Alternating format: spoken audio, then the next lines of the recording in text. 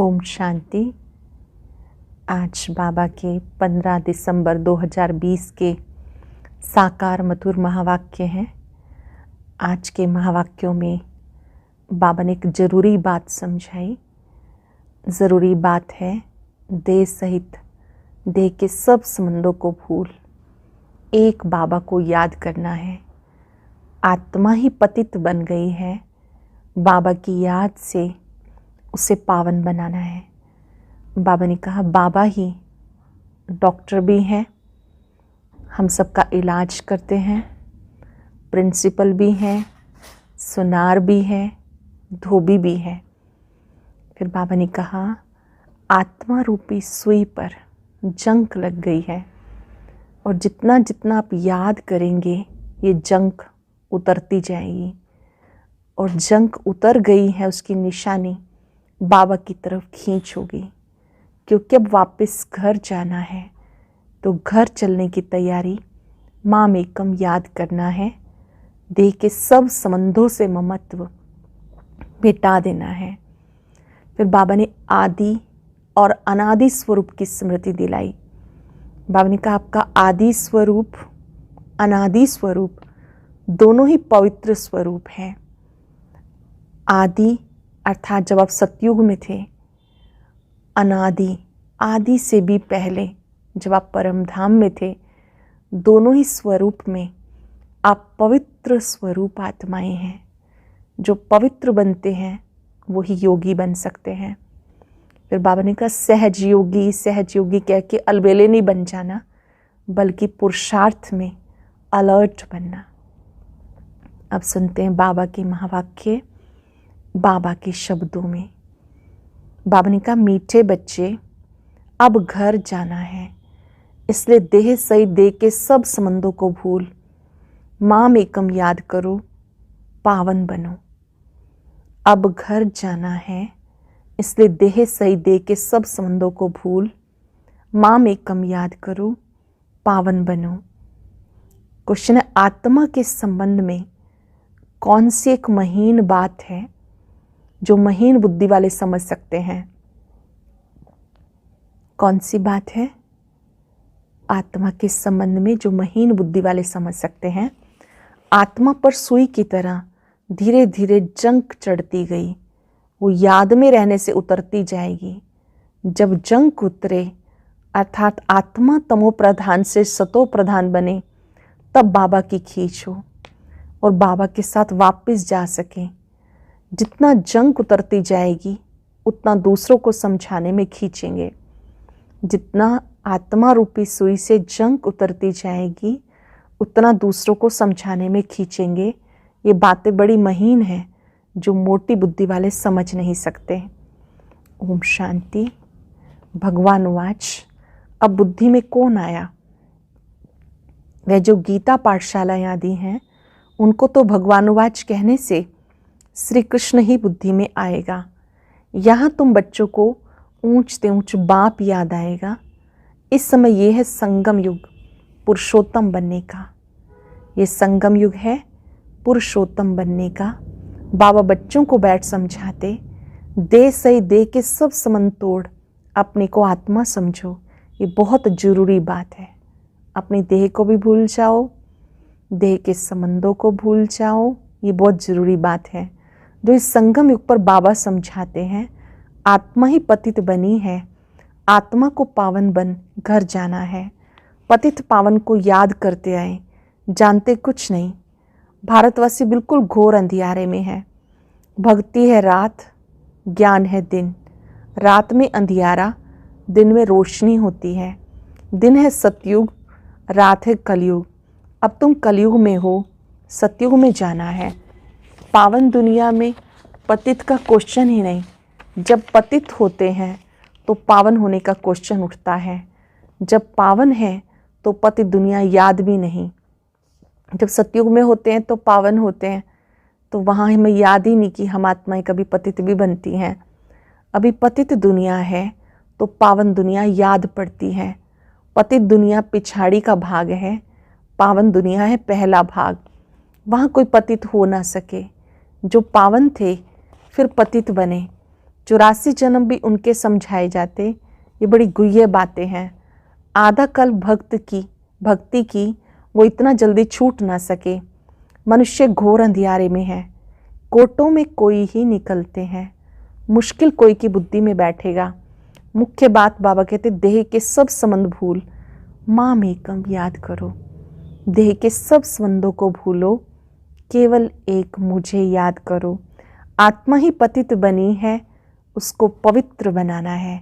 ये समझानी बाबा देते हैं, क्योंकि बाबा प्रिंसिपल, सुनार, डॉक्टर, बैरिस्टर सब कुछ है।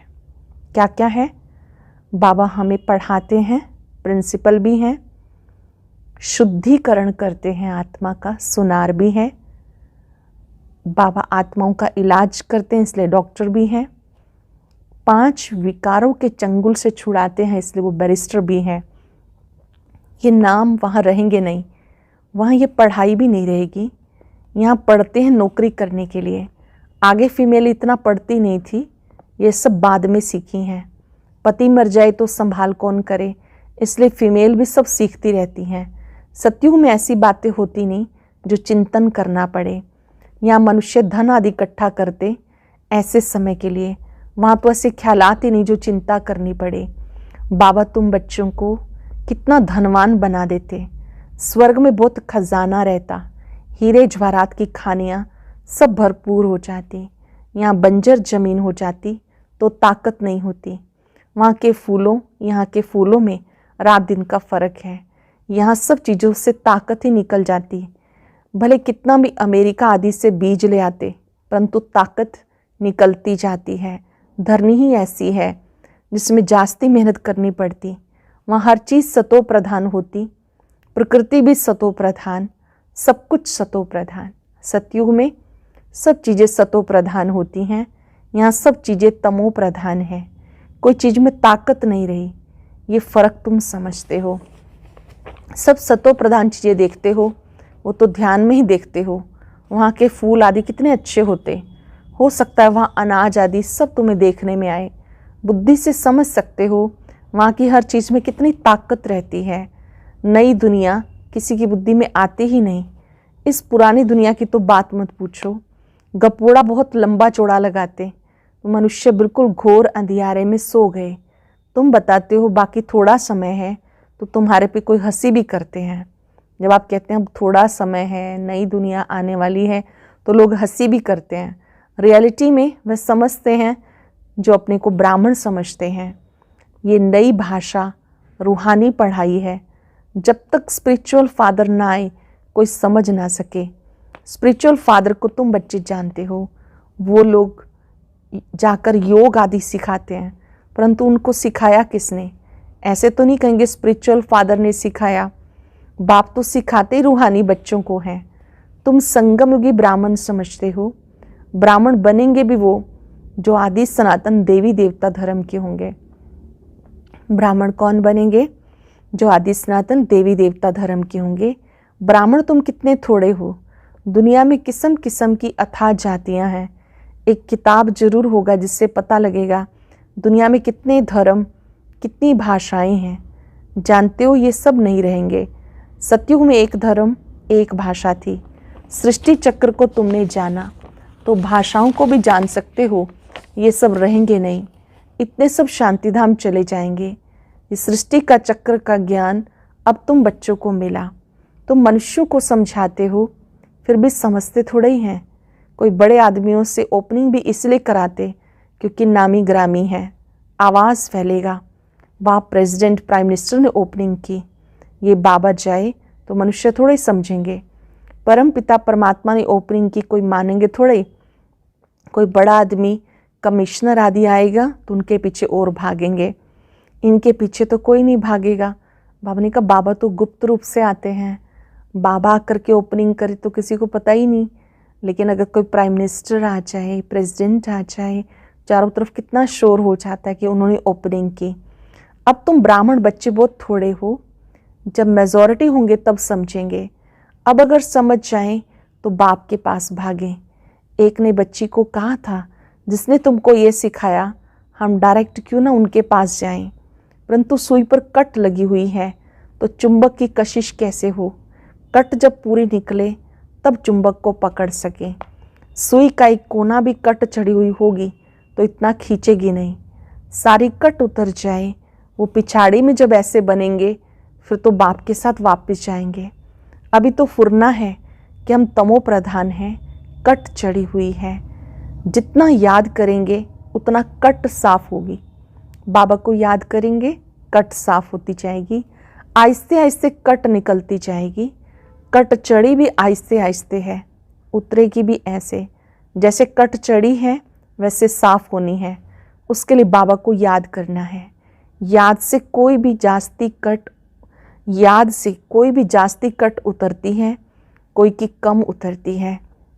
जितना जास्ती कट उतरी होगी उतना वो दूसरों को समझाने की कशिश में होंगे, उनको समझाने की खींच होगी। ये बड़ी महीन बातें हैं, मोटी बुद्धि वाले समझ ना सके। जानते हो राजाई स्थापन हो रही है, फिर से सतयुगी राजाई स्थापन हो रही है। समझाने के लिए दिन प्रतिदिन युक्तियाँ निकलती रहती। आगे थोड़ा ही पता था कि प्रदर्शनी, म्यूज़ियम आदि बनाएंगे।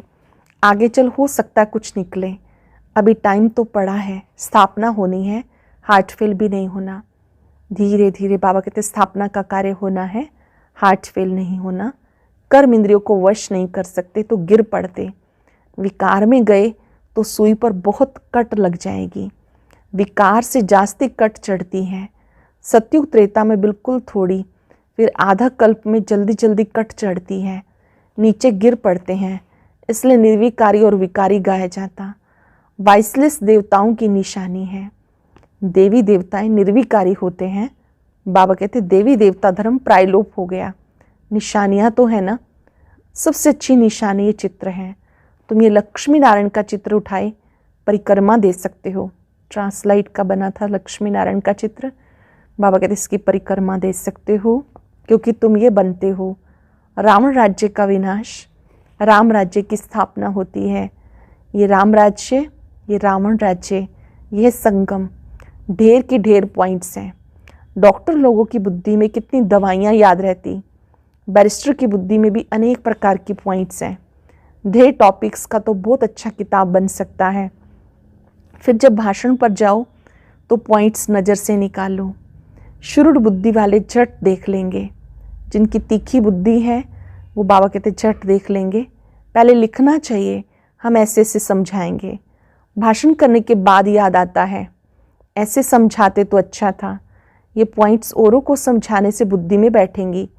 टॉपिक्स की लिस्ट बनी हुई हो, फिर एक टॉपिक उठाए अंदर में भाषण करना चाहिए या लिखना चाहिए। फिर देखना चाहिए सब पॉइंट्स लिखी हैं। जितना माथा मारेंगे उतना अच्छा है। पहले बाबा कहते लिख लो, फिर सुनाओ, फिर चेक करो कि सभी पॉइंट्स आ गए या कोई छूट गया। बाबा तो समझाते हैं, ये अच्छा सर्जन है, इसकी बुद्धि में बहुत पॉइंट्स हैं। भरपूर हो जाएंगे तो सर्विस बगैर मज़ा नहीं आएगा। तुम प्रदर्शनी करते हो, कहाँ से 2-4, कहाँ से 6-8 निकलते, कहाँ तो एक भी नहीं निकलता। हज़ारों ने देखा, निकले कितने थोड़े। इसलिए बड़े बड़े चित्र बनाते हैं प्रदर्शनी में, कहीं 6-8 निकलते हैं, कहीं 2-4।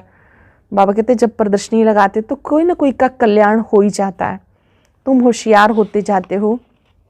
बड़े बड़े आदमियों का क्या हाल है वो भी तुम जानते हो।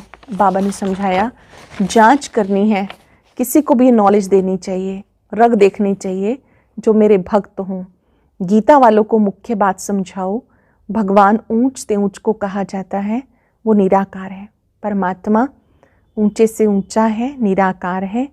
कोई भी देहधारी मनुष्य को भगवान नहीं कह सकते। तुम बच्चों को अब सारी समझ आई। सन्यासी भी घर का सन्यास कर भागते, कोई ब्रह्मचारी ही चले जाते। फिर दूसरे जन्म में ऐसे होता। जन्म तो जरूर माता के गर्भ से लेते। जब तक शादी नहीं की तो बंधन मुक्त हैं। इतने कोई संबंधी आदि याद नहीं आएंगे। शादी की तो संबंधी याद आएंगे, टाइम लगता है, जल्दी बंधन मुक्त नहीं होते। अपनी जीवन कहानी का मालूम सबको रहता। सन्यासी समझते होंगे पहले हम गृहस्थी थे, फिर सन्यास किया। तुम्हारा बड़ा सन्यास, इसलिए मेहनत होती। वह सन्यासी भभूत लगाते, बाल उतारते, वेश बदलते। तुम्हें ऐसा करने की आवश्यकता नहीं। यहाँ बाबा कहते हैं आपको कोई वेश बदलने की आवश्यकता नहीं, कोई भभूत लगाने की आवश्यकता नहीं, कोई बाल उतारने की आवश्यकता नहीं। तुम सफ़ेद साड़ी नहीं पहनो तो भी कोई हर्जा नहीं। ये तो बुद्धि का ज्ञान है। हम आत्मा हैं, बाबा को याद करना है, इसी से कट निकलेगी। अपने को आत्मा समझ बाबा को याद करेंगे तो कट उतरती जाएगी और सतो प्रधान बन जाएंगे। वापिस सबको जाना है। कोई योग बल से पावन बन जाएंगे, कोई सजाएं खाकर जाएंगे। तुम बच्चों को जंग उतारने की मेहनत करनी पड़ती, इसलिए इसे योग अग्नि कहते हैं। अग्नि से पाप भस्म होते हैं, तुम पवित्र हो जाएंगे। काम चिता को भी अग्नि कहते। काम अग्नि से जलकर काले बन गए, अब बाबा कहते गोरे बनो। ये बातें तुम ब्राह्मणों के सिवाय और किसी की बुद्धि में नहीं है। बाबा कहते अभी बाबा ही बच्चों को समझाते हैं कि आत्मा को पावन बनाना है। आत्मा पर जंग चढ़ जाती है तब बाबा को बुलाते हैं कि आकर पावन बनाओ। आत्मा जो तमो प्रधान बन गई उसे सतो प्रधान बनाना है। तमो प्रधान से तमो रजो सतो फिर सतो प्रधान बनना है। अगर बीच में गड़बड़ हुई तो कट चढ़ जाएगी। बाबा इतना ऊंच बनाते हैं तो खुशी रहनी चाहिए। विलायत में पढ़ने के लिए खुशी से जाते हैं, अब तुम कितना समझदार बनते हो। कलयुग में कितना तमो प्रधान बेसमझ बन गए। जितना प्यार करो उतना और ही सामना करते। तुम बच्चे समझते हो हमारी राजधानी स्थापन होती है। जो अच्छी रीति पढ़ेंगे, याद में रहेंगे, वो अच्छा पद पाएंगे। जो अच्छी रीति पढ़ेंगे, याद में रहेंगे, वो अच्छा पद पाएंगे। सैपलिंग भारत में ही लगता, दिन प्रतिदिन अखबार आदि भी तुम्हारा नाम बाला होता जाएगा। अखबार आदि से भी बहुत नामाचार होता जाएगा। अखबारें सब तरफ जाती हैं, वही अखबार वाला कभी देखो तो अच्छा डालेगा, कभी खराब, क्योंकि वो भी सुनी सुनाई बातों पर चलते हैं। जिसने जो सुनाया लिख देंगे। सुनी सुनाई पर बहुत चलते हैं, उसे परमत कहा जाता। परमत आसुरी मत हो गई, बाप की है श्रीमत। कोई ने उल्टी बात बताई, बस आना छोड़ देते। जो सर्विस पर रहते हैं उन्हें सब मालूम रहता। यहाँ तुम जो भी सेवा करते हो, यह तुम्हारी नंबर 1 सेवा। यहाँ तुम सेवा करते हो, वहाँ फल मिलता। कर्तव्य तो यहाँ बाप के साथ करते हो ना, बाबा के साथ मिलके सेवा करते हो तो उसका रिटर्न मिलता है। अच्छा, मीठे मीठे सिक्के लदे बच्चों प्रति माता पिता बाप दादा का याद प्यार। Good morning. रूहानी बाप की, रूहानी बच्चों को नमस्ते। रूहानी बच्चों की, रूहानी बाप दादा को नमस्ते। Good morning. शुक्रिया बाबा, शुक्रिया। धारणा के लिए सार क्या मुख्य बात होगी आज? पहली बात, आत्मा रूपी सुई पर जो जंग चढ़ी है उसे योग बल से उतार सतो प्रधान बनने की मेहनत करनी है। आत्मा के ऊपर जो जंग है बाबा की याद से उतारने की मेहनत करनी है। कभी भी सुनी सुनाई बातों पे चल के पढ़ाई नहीं छोड़नी। बुद्धि को ज्ञान के पॉइंट से भरपूर रख सर्विस करनी है। रग देखकर ज्ञान देना है, वो तीक्ष्ण बुद्धि बनना है। ज्ञान को धारण करने में वो तीक्ष्ण बुद्धि बनना है। वरदान है आदि और अनादि स्वरूप की स्मृति द्वारा अपने निजी स्वधर्म को अपनाने वाले पवित्र योगी भाव। आदि और अनादि स्वरूप की स्मृति द्वारा अपने निजी स्वधर्म को अपनाने वाले पवित्र योगी भाव। ब्राह्मणों का निजी स्वधर्म पवित्रता है, अपवित्रता पर धर्म है। जिस पवित्रता को अपनाना लोग मुश्किल समझते वो आप लोगों की रहती सहज है, क्योंकि स्मृति आ गई कि हमारा वास्तविक आत्म स्वरूप सदा पवित्र है। अनादि स्वरूप पवित्र स्वरूप है, आदि स्वरूप पवित्र देवता है। सभी का अंतिम जन्म पवित्र ब्राह्मण जीवन है, इसलिए पवित्रता ब्राह्मण जीवन की पर्सनैलिटी है। जो पवित्र है वो योगी है। सरल शब्दों में संगम युग पर हम ब्राह्मण आत्माएं पवित्र आत्माएं हैं। फिर जब देवी देवता बनेंगे तो भी पवित्र आत्माएं होंगे, और जब मूल वतन में होंगे तो हमारा अनादि स्वरूप भी पवित्र है। जो पवित्र बनते हैं वही योगी बनते हैं। श्लोक ने सहज योगी कहकर अलबेलापन नहीं लाओ, शक्ति रूप बनो। हम सहज योगी हैं, सहज योगी हैं ये कह के अलबेले नहीं बन जाना, शक्ति रूप बनो। सहज योगी भी बनो लेकिन शक्ति रूप भी बनो। अलबेले नहीं बन जाना, केयरलेस नहीं बन जाना, लूज नहीं हो जाना, नहीं तो माया मिस यूज कर लेगी। आज अभ्यास करेंगे मेरा आदि अनादि स्वरूप पवित्र स्वरूप है। ओम शांति। आज की अव्यक्त मुरली जरूर सुने। उसके लिए ऊपर दिए गए बॉक्स को टच करें।